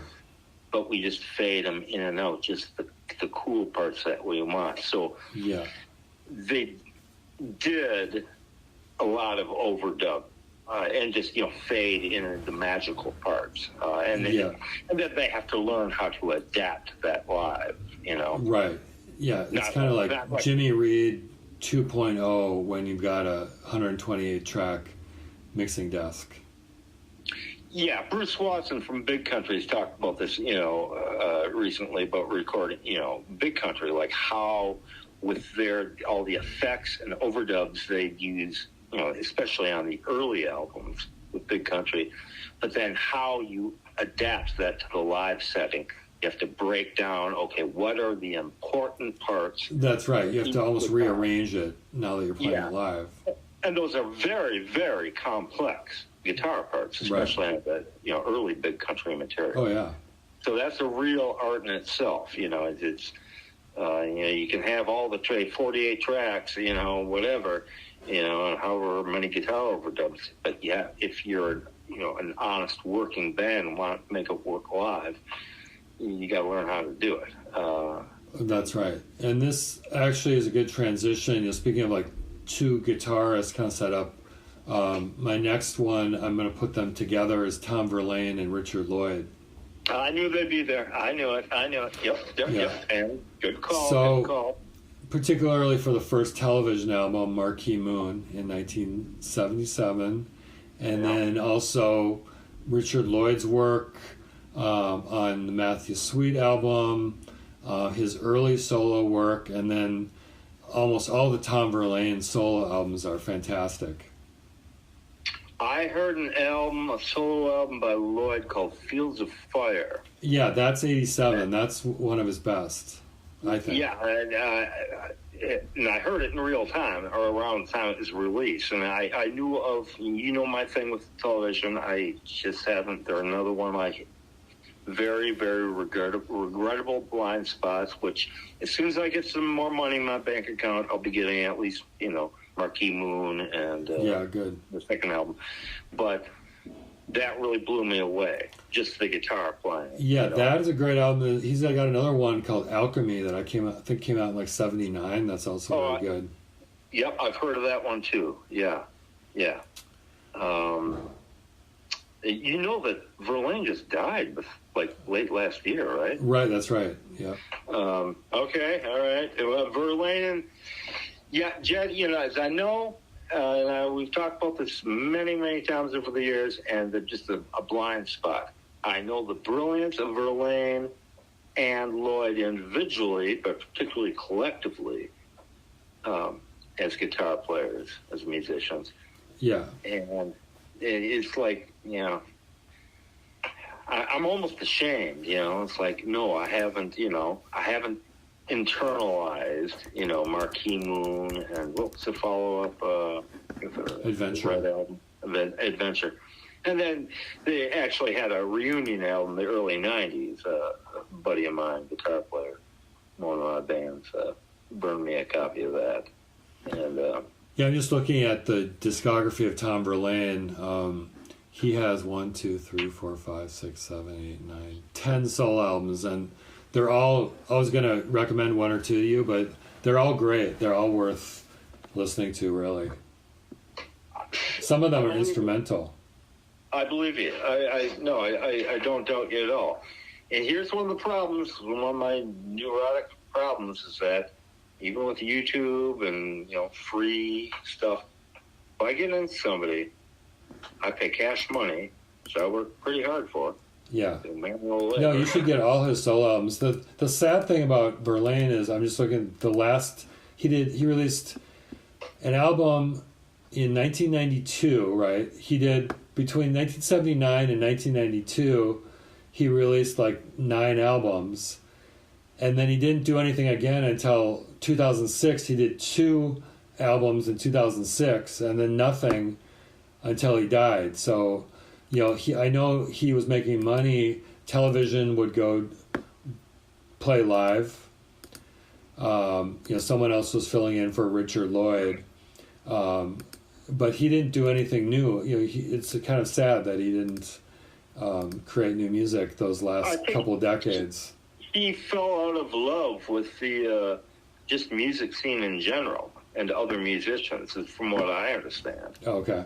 He just didn't like being. It's kind of like Bill Carter has said from the Screaming Boom side. He just doesn't like other musicians. Yeah, I'm sure he just kept to himself and just went out when he had to go play tour, but he wasn't any part of any musical scene, I'm sure. Yeah, Cormac McCarthy said that. He famously he didn't like other writers. That's the same with Haruki Murakami. He just didn't. He wasn't part of a literary scene in Japan. Okay, back to guitar players. Okay, next one I've got, I'm sure will resonate with you, is James Honeyman-Scott. Yes.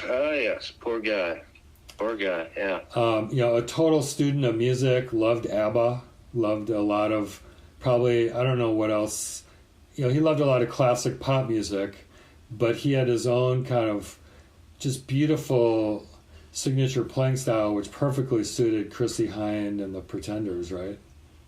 Yeah. As far as I know, all I've ever heard is those first 2 albums and the extended play EP. Yeah. And the B-sides. Previous bands that he was in with, Pete Farndon back in Herefordshire. I've never heard anything, or if anything's I haven't either. Released. I don't know anything about it. This is, Ian Hunter and Martha Hoople's old hometown they were from. And you'd think that, he'd be, semi-legendary or mythical by now, James Honeyman-Scott, died young and only did, the first 2, albums by, this, great band. And that's all I know of his work. So it's like... Well, that's just a testament to how great he was, that he did basically 2.5 well-known albums, and he's considered one of the greatest guitarists of all time. It's all note perfect, And much like George Harrison and Quine, well chosen notes. Oh yes, and live too. I saw him once, at the Orpheum Theater on the tour for the second album, and that must have been incredible. Yeah, it was. It was. I don't have a lot of memories of it, but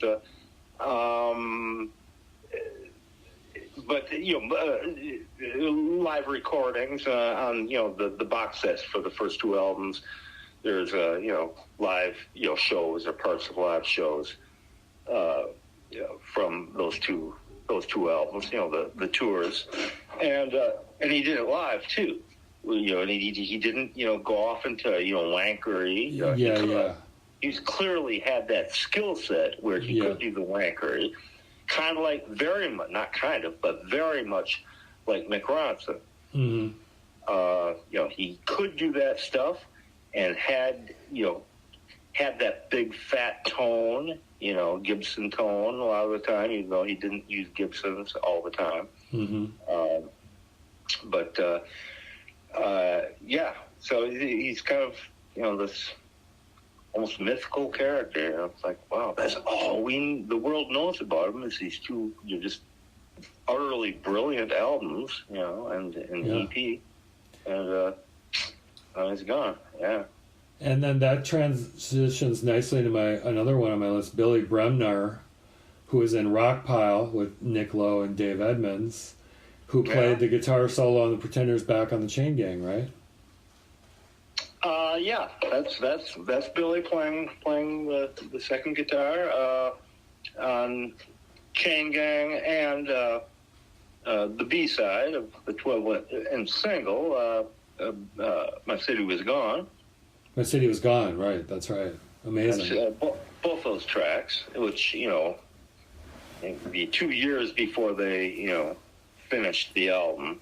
And I always thought Robbie McIntosh played those, because I saw the Pretenders at the St. Paul Civic Center in 1984.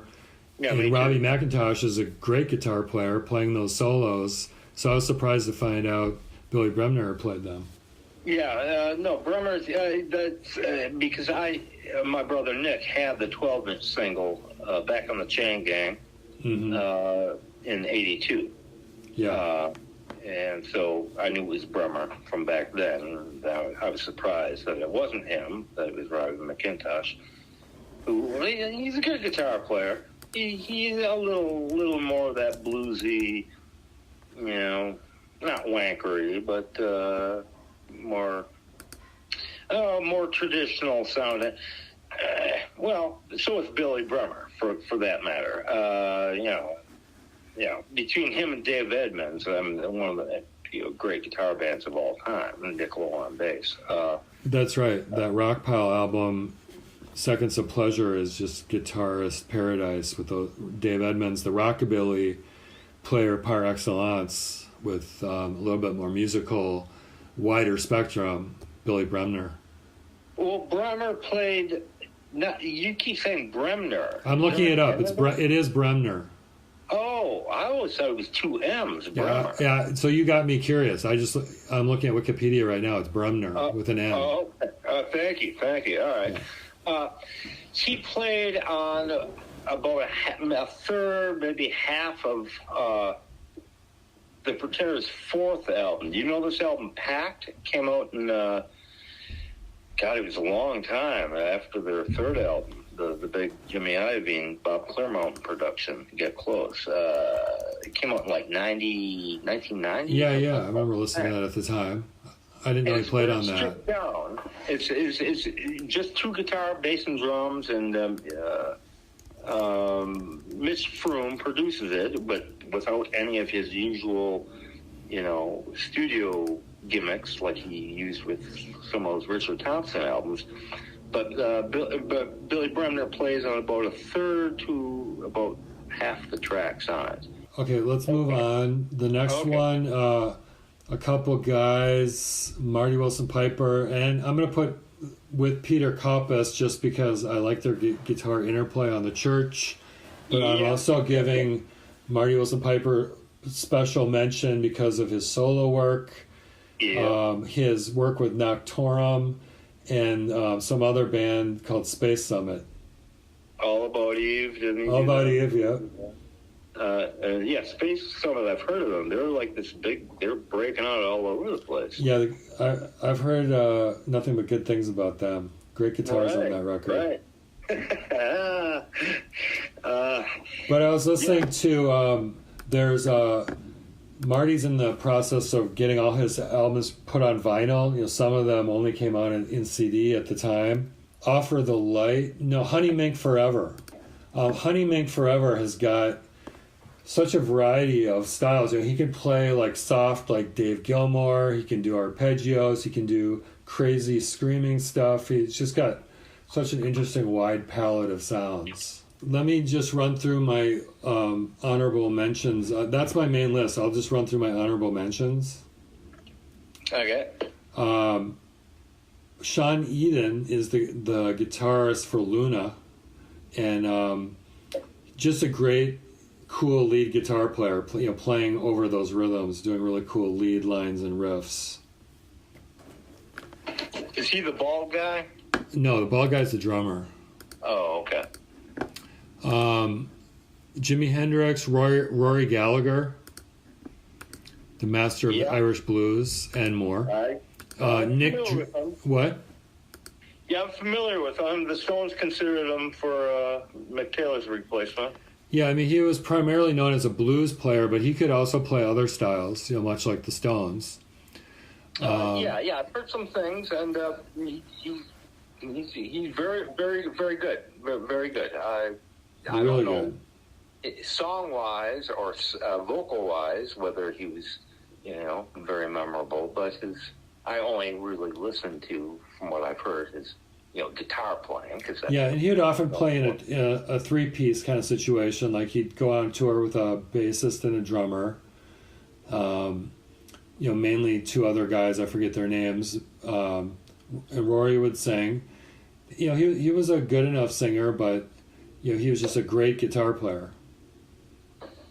Oh, that's what I've heard. And from what I've heard of him, he was good. He was as good as Mick Taylor. So both great. But was Mick Taylor a good singer? No. Did Mick Taylor write good songs? No. He contributed to some good songs that he didn't get credit for or paid for. The next one, Nick Drake. Yeah, really? As a guitar player? Oh, yeah. Listen, very precise arpeggios. You listen to Pink Moon, which is just him and his guitar. I have heard Amazing. Pink Moon several times, and it put me to sleep. But great guitar player. I guess, but why listen to Pink Moon when you can listen to Richard Thompson's solo acoustic album? All right, well, I don't want to pit them against each other. This is not no. This is an and situation, not an or situation. I know. Drake has this incredible mythology behind him, and I just never latched into it. And it's not because, he's so depressing and, so downbeat like that. I don't know that I ever really picked up, and I have heard, was it Pink Moon? See, when I hear that, I mean, he's not a virtuoso like Richard Thompson, but his guitar playing is very emotive. I guess what I was hearing because I have heard the album in its entirety, a few times, and I was listening for the delicacy of the melodies, and I heard some of it, and combined with his vocals. The next one I've got is Peter Green from Fleetwood Mac. Listen to Man of the World and listen to Albatross. And the other thing I'll mention about Peter Green, people don't realize in this country what an impact early Fleetwood Mac had in the UK scene and really the blues revival, because most associations with Fleetwood Mac are like, Rumors and the album, just before Rumors when Lindsey Buckingham and Stevie Nicks joined the band. Right. And that's my sole, appreciation of him. Bob Welch was in the band for a couple minutes, like an album or something. Right. He had that big hit in 77 or something, Ebony Eyes, or whatever it was. So this leads me, I only have one other guitarist on my list, and that's Harvey Mandel, who again, I know was considered as a Mick Taylor replacement. Yeah. And he has a great album. I don't know. All I know is his first solo album, Cristo. It's called Cristo Redentor. And just on that alone, I'm going to put him in my list of favorite guitarists because it's such an incredible album. I'm looking at his solo discography. He's got like 30 albums, which I'm sure they're probably all really good. I've heard some stuff, just here little pieces here and there of him, and he is very good. He often reminded me of Carlos Santana in his tone and his approach. Not that he had the Latin tinge that Santana has, Mm-hmm. But Santana has, well, still does have this great tone. Yeah, I can hear that, but I also hear like an extended vocabulary of ideas beyond Carlos Santana when I hear Harvey Mandel. Who did Mandel played with? Some band that was noteworthy. I want to say Little Feat. It's not Little Feat. John Mayall's band. The Blues Breakers, but Harvey, he's American, isn't he? Yeah, he's American. He played with Canned Heat bassist Larry Taylor. Mandel joined John Mayall's band for 2 years. Okay, I Can't Heat was who I was thinking of. He played with Canned Heat. His third performance with the band was on the Woodstock Festival in 1969. They ended up playing Canned Heat. They did an album with John Lee Hooker called Hooker and Heat. And it's really tough. Mm-hmm. Really tough. It's early 70s. Yeah. And it was, it was big, the hippie scene. And Larry Taylor, their bass player, ended up being Tom Waits' bass player. Oh, okay. 10 years of his life or whatever. He died just like 2 years ago or something. And he played an upright bass, guy with a big long, ZZ Top beard. And, a great bass player. And he was Canned Heat's bass player. Oh, okay. But that's what I was thinking about is Canned Heat with Harvey Mandel. So, yeah, thanks for that. But yeah, that's pretty much all I got. Okay. Well, I'm sure there's a whole lot more. Yeah, I'm sure if I thought, spent a lot more time thinking about it, we could both come up with like way more. But it's just fun to just, kind of bounce off each other, who we like and why we like them and each other's takes on it. So yeah, Steve Jones from the Pistols, great tone. Mark Ribot, played with Tom Waits for many years. His stuff with Tom Waits is really interesting.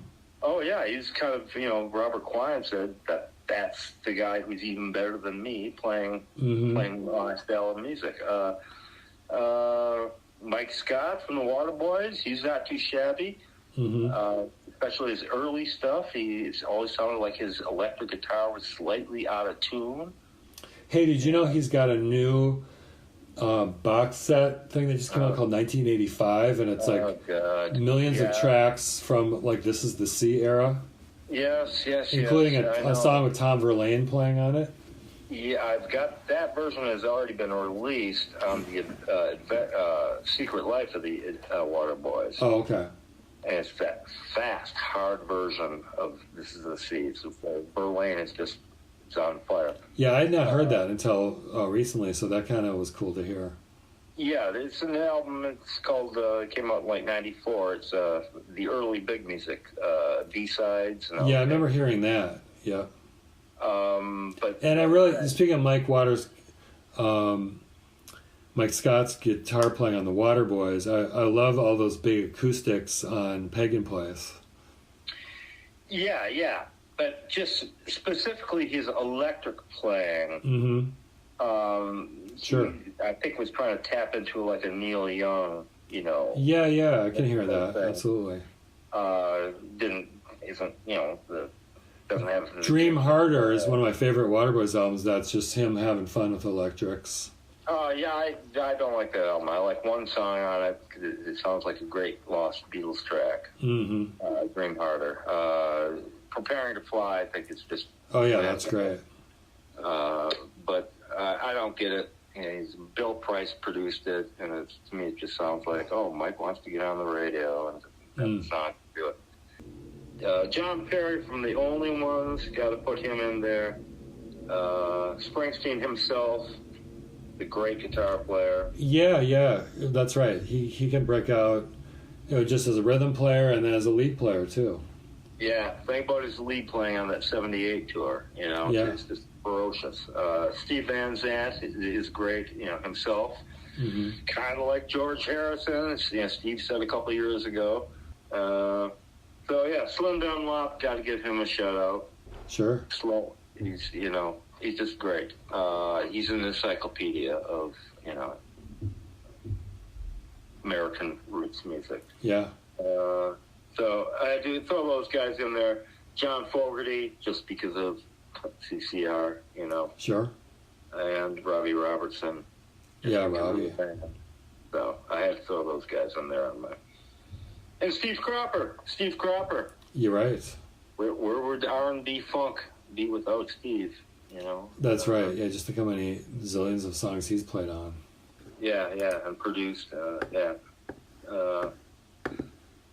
Okay, man. All right, dude. We got some good materials buried, good nuggets buried in there, I think. Yeah, but just nuggets. The vast preponderance will be edited out, especially Willie's parts. Well, that's the benefit of having a 3-hour conversation, is I've got a lot to choose from. But it's funny, in that Rick Beato interview, Stuart Copeland's kind of making fun of guitar players because he's like, the drummer just like sets up his drums, and like with the Police, they'd record. Andy would just kind of be, sketching out his parts, and Sting would be mumbling his vocals, and then he was stuck with his drum track. After just playing it like 1 or 2 times, and then the bass player, the vocalist, and the guitar player could spend the next 3 months, figuring out exactly, which guitar pedal to use and how I'm going to sing this, and Right, exactly. I know drummers get a bad rap because it takes them a long time setting up at the Turf Club or the 7th Street Entry, or some lesser dive. They got all the gear to haul, and that's. But it's actually when you're actually recording or even rehearsing. Yeah. It's the guitar players who have to get the colors just right. And the drummers, it's like, we just hit stuff, Right.